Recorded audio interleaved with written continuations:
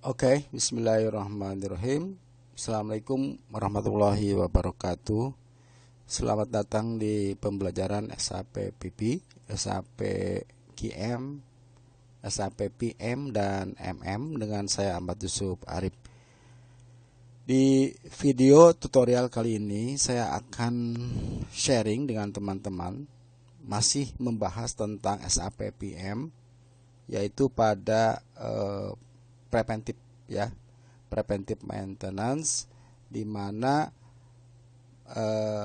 dari preventive maintenance itu kita improve lagi bagaimana cara menghubungkan dengan measuring counter ya.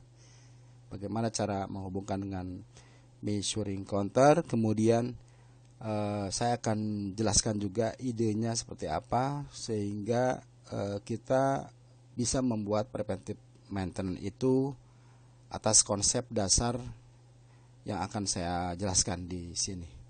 Jadi teorinya adalah kita ingin mengetahui berapa hasil ya, berapa hasil dari proses produksi sehingga setelah hasil produksi menyentuh angka tertentu yang kita tentukan, menyentuh planning ya, planning dari angka yang kita tentukan, maka di sini plan maintenance bagian teknik membuat maintenance order ya. Jadi dasarnya itu di-generate dari tercapainya quantity atau liter atau KWH gitu ya, yang kita plot untuk bisa mengenerate preventive maintenance gitu ya. Oke, sebelum saya bahas lebih lanjut tentang konsep preventive maintenance by produksi ini, terlebih dahulu saya ingin memberitahukan kepada teman-teman bahwa untuk yang ingin belajar lebih lanjut dengan saya, baik itu pada modul SAP PP, SAP PM, QM, dan MM, kebetulan saya sudah menyediakan situs di kursus saponline.com ya. Di sini materinya cukup lengkap.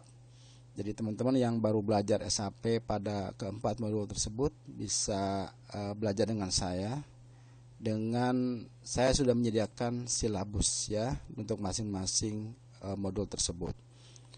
Teman-teman bisa lihat di sini konten dari kursusnya itu saya buat step by step, mulai dari overview SAP PM, kemudian master data ya yang related dengan SAP PM, kemudian ke transaksi ya, transaksinya juga ada yang corrective maintenance, ada juga yang preventive maintenance yang kita akan bahas di sini. Kemudian improve-nya nanti ada calibration proses ya, juga ada refurbishment. Kemudian di terakhir adalah configuration ya, bagaimana cara melakukan proses konfigurasi setelah teman-teman memahami step by step dari proses SAP PM itu gitu ya. Untuk yang lainnya juga di sini sama konsepnya, saya sudah membuat juga misalnya saya tunjukkan di sini SAP PP ya, production planning. Ini juga sama materinya, mulai dari pembahasan per PU.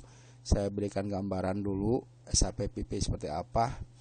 Kemudian pada bagian-bagian selanjutnya, pada master data masing-masing dari modul tersebut saya gambarkan konsepnya seperti apa. Ya, konsep misalnya tentang work center ya, tentang BOM routing saya jelaskan dengan PowerPoint. Nanti PowerPoint-nya juga teman-teman bisa dapatkan dari kursus yang ada di sini ya. Jadi di sini ada file-file yang saya sertakan. Nah, di sini ada PPTX-nya. Berikut juga ada video tutorialnya yang saya jelaskan ya. Mulai dari master data ke transaksi yang ada di PP, dan terakhir ada konfigurasi ya. Sama, ini ada konfigurasinya juga. Kemudian lainnya di sini ada SAP QM, Quality Management. Ini juga penting ya, walaupun dia small modul, tapi juga teman-teman kiranya bisa memahami QM untuk membantu kerja dari SAP PP maupun PM yang memang diintegrasikan dengan QM ya, quality management. Jadi beberapa perusahaan memang tidak mengaktifkan QM, namun untuk perusahaan yang sifatnya besar biasanya QM ini diperlukan untuk melakukan proses memasukkan proses inspeksi ya dari kondisi ketika incoming maupun proses maupun outgoing gitu ya. Nah ini step-stepnya sama, ada master data, ada transaksi, dan terakhir adalah configuration ya. Jadi ini cukup lengkap untuk teman-teman pelajari. Nanti silakan hubungi saya untuk mendapatkan materi ini ya.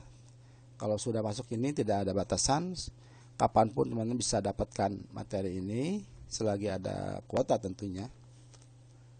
Kemudian nanti teman-teman bisa hubungi saya ya di akun di sini ya, di Gmail atau di email atau di nomor HP saya di 087789241535 ya. Silakan untuk diskusi untuk mendapatkan materi ini. Oh, yang terakhir di sini nanti teman-teman juga diberikan tambahan SAP IDES ya. Jadi SAP IDES ini adalah berupa file portable sebenarnya.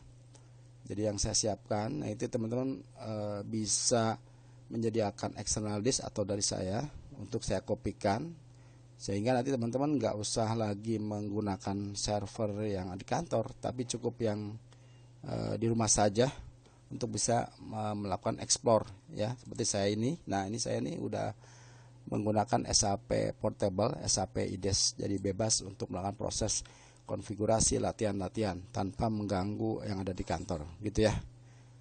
Oke, saya kira itu perkenalan saya.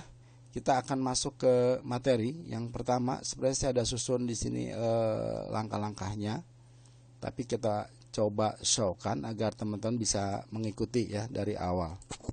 Mulai dari pertama adalah IP11. Teman-teman harus buat dulu strateginya ya, strategi planningnya seperti apa. Saya akan tunjukkan di sini tanpa harus membuat lagi ya. Di sini saya sudah membuat strategi Mega L yang ini ya, consumption liter. Oke. Kemudian nanti teman-teman bisa buat seperti ini, pakai new entries gitu ya. Kemudian kita lihat paketnya kayak gini.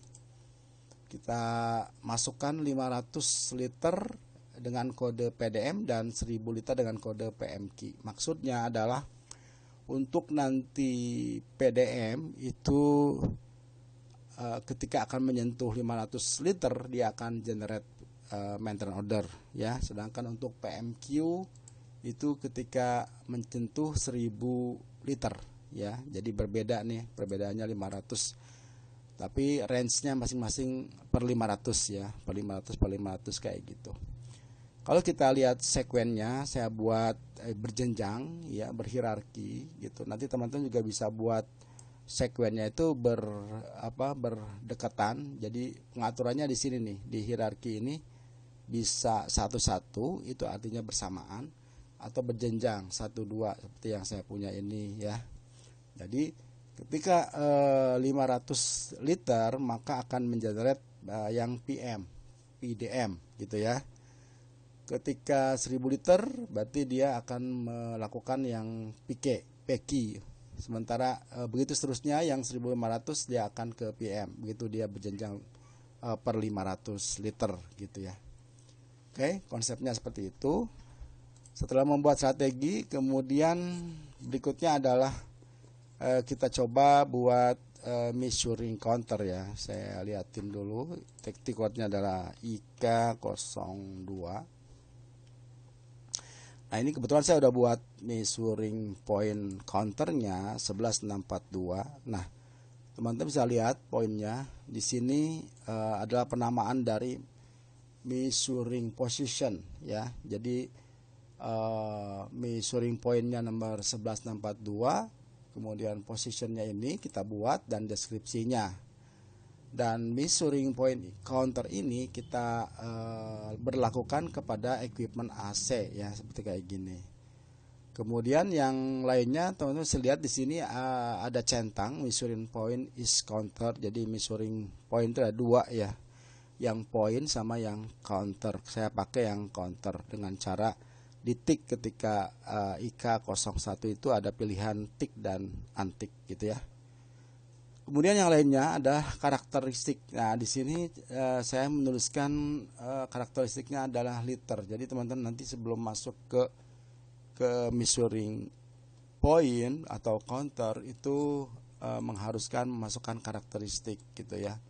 Nanti bisa masuk ke CT04 kayak gitu cara bikinnya. Ini liter. Nah, seperti ini ya. Saya buat liter, kemudian ininya numerik kayak gitu ya, sehingga liter itu nanti kita adopt ke dalam karakteristik di sini. Hal lainnya adalah di sini yang perlu diperhatikan adalah counter data ya. Jadi kita isi annual estimate-nya itu berapa. Saya ambil contoh 26.000. Kenapa saya memasukkan 26.000? Karena planningnya itu adalah 2 mingguan ya. Setiap 2 mingguan dia akan mengenerate PM, akan mengenerate PQ dan seterusnya. Jadi dasarnya itu mingguan. Jadi teman-teman juga bisa membuat mengenerate-nya itu misalnya harian ya, bisa juga konsepnya. Berarti teman-teman mesti lihat ya. Ini kenapa 26.000, dan ini ada hitung-hitungannya adalah 52 itu dalam 1 tahun ya. Ada 52 week dikali 26, bukan dikali 26.000, dikali 500 ya. Kenapa 500 liter? Jadi dia akan mendapatkan 26.000 ya dalam annual estimate-nya. Kalau kita lihat di sini kenapa 500 ya, ini saya simpan dulu. Kita lihat di IK 11 ya, IK 17. Jadi saya sudah membuat dokumen atas dasar yang AC tadi. Nah ini yang 11642 yang ini ya, tanggal 7 bulan 500L. Ini kan beda satuan nih. Jadi saya pakai yang ini ya. Kalau kita lihat dokumennya kayak gini cara bikinnya, IK 11 atau IK 12 ceng gitu ya, atau IK 12 di sini juga ada. Nah, kemudian teman-teman masukkan di sini counter readingnya ya. Counter readingnya berapa? Kita mulai dari 500 karena tadi schedule planningnya itu adalah per 500. Jadi saya buat 5 per 500 supaya dia ketika mencapai schedule 500 liter dia akan generate. Jadi relasinya ke situ tuh. Jadi ya teman-teman mesti paham ya.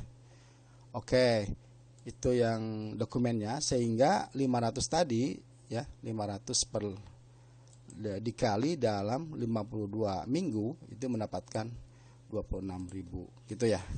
Kenapa ini penting diperhatikan? Karena nanti akan pengaruh dalam pembuatan schedule ya. Oke. Kemudian berikutnya kita lihat ya. Ya, kita mulai sekarang buat schedule ya. Misalnya saya akan buat IP42. Nah, di sini yang saya pakai ada MegaL ya, yang status tadi yang baru kita bikin strategi liter. Oke, enter. Nah, deskripsi teman-teman masukkan. Oke. Kemudian di sini seperti biasa saya masukkan equipment. Nah, order type ya. Kalau ada order type juga masukkan.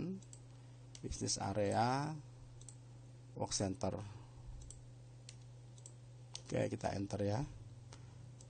Nah, kemudian selain itu teman-teman juga harus masukkan di sini task list ya. Task listnya seperti apa kita cari.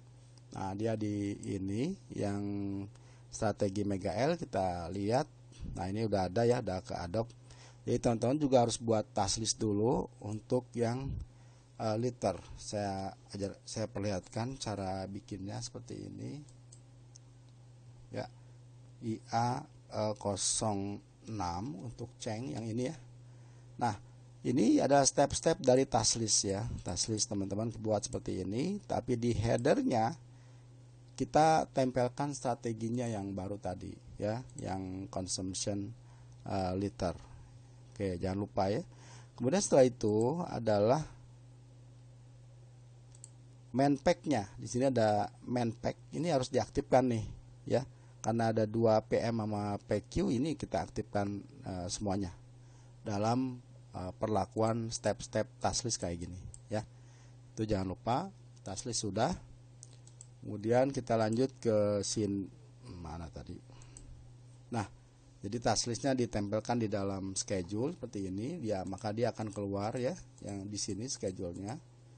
Kemudian jangan lupa parameter yang lainnya di sini saya coba 30 day ya, dalam 1 bulan gitu ya. Oke.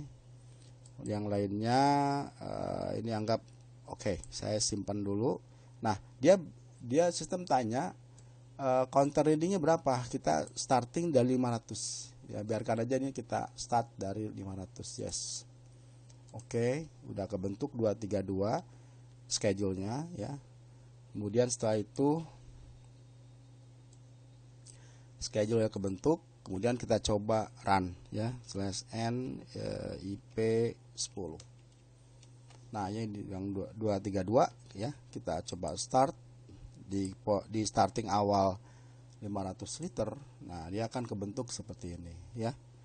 Sehingga dalam 1 bulan, karena saya range-nya tadi di sini 30 days, maka dia akan ngebentuk 4 minggu tanggal 14 ya. Jadi besoknya tanggal 14.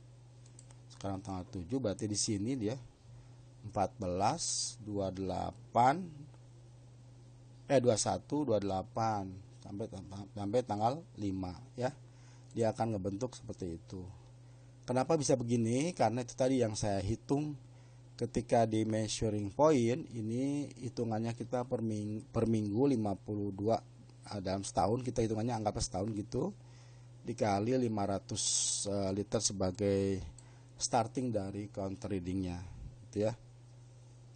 Sampai sini sudah betul, tinggal coba satu kita call manual ya. Ini release. Oke, save to call, kita save. Oke, ini 232 udah. Kemudian kita lihat ordernya adalah, nah ini nomor ini. Oke, kita coba lanjutkan ya, /n iw32 ya. Kemudian ini tidak ada yang lain. Costnya ada, komponen nggak ada. Ini kita langsung konfirmasi atau kita rilis dulu. Ini rilis, oke. Kemudian kita save ya. Oke, selanjutnya kita proses konfirmasi /n iw41. Kita anggap semua saja ya. Mulai dari sini kita tick. Ini actual work dan actual duration 1 ya.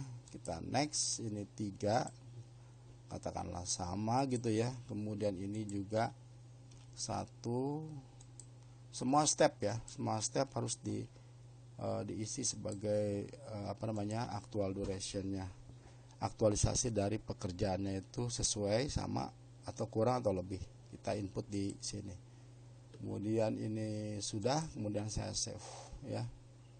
Oke, sudah, /n iw32 lagi. Kita lihat nih, sekarang sudah PCNF, artinya sudah dikonfirm ya, sudah dikonfirmasi, partial confirmation. Oke, yang terakhir ya kita coba di teko ya, technical complete. Ada maintenance. Oke, kemudian ini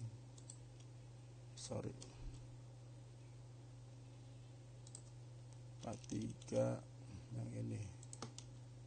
Oke, kemudian back, kemudian complete. Oke ya. Lalu kita lihat sudah technical complete ya. Ini teko. Sampai sini dari tim teknik sudah selesai melakukan proses pembuatan MO. Kita lihat lagi di IP 10. Nah, ini ya sudah terbentuk, sehingga di sini bisa terbaca yang activity 7 day 7 hari itu dengan counter reading 500 ya. Nanti untuk nextnya dia akan di 1000 gitu ya. Untuk yang berikutnya dia akan ngebentuk maintain order di 1500 di nanti pada saat weekly kedua ya, dan seterusnya kayak gitu konsepnya. Jadi di sini kita bisa lihat pengaturan counter readingnya, berikut juga kalender plan date-nya ya. Teman-teman bisa lihat di sini kan kalender plan date-nya, bagaimana cara ngaturnya. Itu sangat berelasi dengan quantity yang input di counter reading gitu ya. Oke, saya kira sudah ya, ini sebagai masukan buat teman-teman, nanti bisa mencoba bagaimana cara merelasikan ya antara counter reading dengan preventive maintenance yang perform best gitu ya. Saya kira itu dulu yang bisa saya sharing, mudah-mudahan ada manfaatnya. Nanti kita akan lanjutkan dengan tips trik dari video tutorial berikutnya tentang PP, tentang PM dan QM, agar teman-teman bisa lebih update atau tahu caranya bagaimana cara melakukan proses-proses yang ada di SAP itu. Saya Ahmad Yusuf Arif. Terima kasih. Assalamualaikum warahmatullahi wabarakatuh.